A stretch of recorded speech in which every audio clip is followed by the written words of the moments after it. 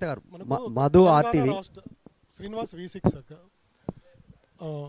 మీరు 25వ తారీఖు పార్టీ ప్రకటించినప్పుడు ఒక పేరు వచ్చింది, తెలంగాణ రాష్ట్ర సేన అని. సో ఈ మధ్య 2 రోజుల క్రితమేమో తెలంగాణ రక్షణ సేన అని ఉంది. సో కొంత కన్ఫ్యూజన్ ఉంది, ప్రజలకు ఒక క్లారిటీ ఇవ్వండి, ఎందుకు ఆ పేరు ముందుగా మీరు ప్రకటించాల్సి వచ్చింది? తెలంగాణ రక్షణ సేన అన్నది ఎన్నికల కమిషను మాకు ఇచ్చినటువంటి పేరు. ఆ లాయర్ గారితో మాట్లాడి వారి పర్మిషన్తోనే మేము కండువాలు కానీ పేర్లు కానీ అఫీషియల్గా వాడుకుంటూ ఉన్నాం.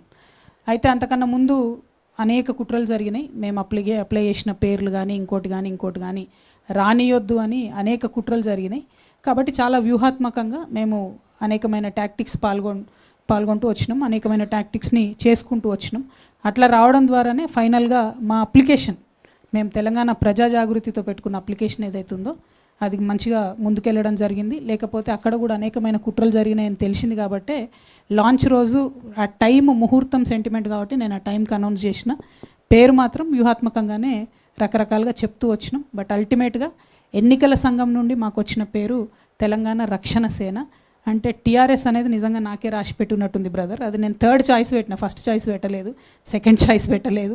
5 పేర్లు అడితే అందులో టీఆర్ఎస్ అనే పేరు వాళ్ళు వెతికి మరీ రక్షణ సేన ఇచ్చిండ్రు.